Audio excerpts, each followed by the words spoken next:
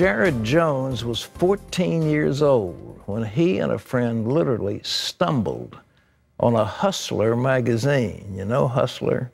Well, as Jared turned the pages, his life took a turn for the worse. Jared Jones was a college basketball star who struggled with sexual sin and the party lifestyle. After battling with depression over a broken relationship, Jared experienced a life-changing moment. In his new book, Jared shares from personal experience 13 ways to ruin your life and how to avoid them. Here's the book. It's called 13 Ways to Ruin Your Life. That's an intriguing title. Jared's here with us. Good to see you. God bless you. Good to be here. Thanks so much for having me. You were, what, 13 years old when you ran into Hustler? Yes, sir. Fred and I going down the railroad tracks, and there it was, just folded up. Looked like someone threw it off the bridge, and we opened it up, and I'd never seen it before. You know, unlike today, the average age of encountering porn is 11. So, and it just gripped me, and that's all I could think about. A particularly nasty magazine. I mean, it has no pretense of art. It's just dirty. That's right. Yeah. Yes, sir. And it must have, when you're a youngster like that, I mean, it just, what did it do? It just transformed your life, didn't it? It did. It just encountered the mind, and it became all I thought about. And I thought of all the ways I could get my hands on more. And as I thought about that, even as an adult now, that book came about. My pastor mentored me through Proverbs 7, Pastor Harry Walls, Shades Mountain Independent Church in Birmingham. And I sat down and reflected on that Proverbs 7, and out came 13 ways. It could be 1,300 ways, actually, but 13 ways to ruin your life. And what I thought about is the book is for the ordinary man. It's not, I mean, no man would wake up and think they'd ever end up like a Ted Haggard or Elliot Spitzer, former New York district attorney who was in a call girl service. It's the ordinary guy who encounters it, he doesn't ask for it, and he's about to slip into sexual sin because of the temptation constantly bombarding him. You pointed out something in this book that's very interesting, that drug addiction is one kind of addiction, but sexual addiction actually comes out of your own nature. It's pretty hard. It's like eating. It's kind of hard to stop. It is hard to stop. And being men, you know, we're wired visually. Yeah. And so things we see impact us physically and emotionally.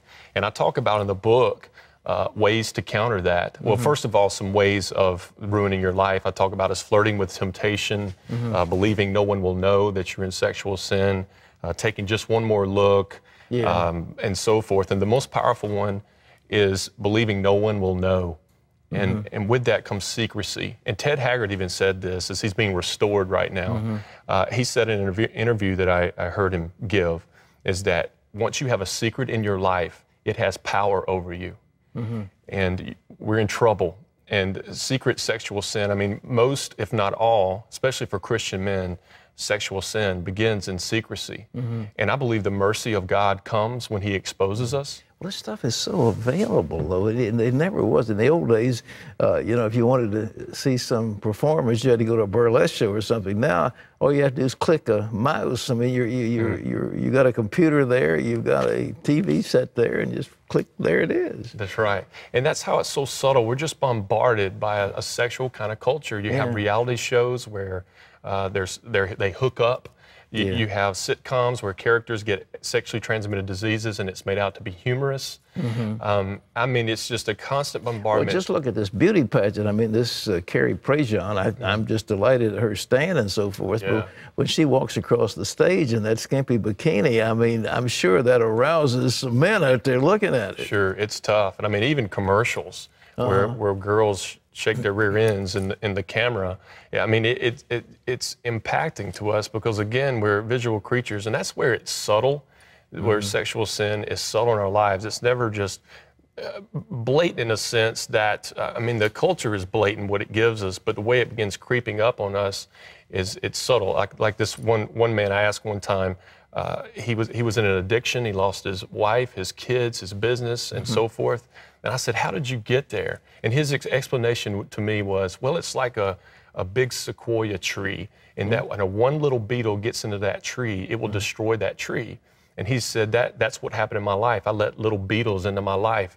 I started feeling sorry for myself. I started thinking about, or the television shows I watched, the movies I watched, the music I put into my mind. Those were little things that began to eat away at me and put me into sexual sin. You've got a wedding ring on. Yes, sir. When did that happen? That's pretty important. Yes, sir. Yeah. I was married 6 years ago. All right. And my wife, one of the most beautiful things about my wife, when I shared with her my past, it was a scary moment, because when I unpacked my past for her and where I'd been and what I'd done, the tears in her eyes, but her understanding and giving grace and still loving me and wanting to marry me. And through her, I experienced and still do the grace of God in the flesh. Yeah. Well, folks, I wish we had more time. 13 ways. Where do you get this book? Is it available? Absolutely. It's at 13, the number 13 ways-to-ruin-your-life.com. And for those that can't afford it, we offer a free download. Fantastic. So they can freely download it and read it right there on their computer. Jared, this is an incredible book. Men, you ought to read it, because the temptation is there, and you need to. This is a great book that Jared has written. Jared Jones.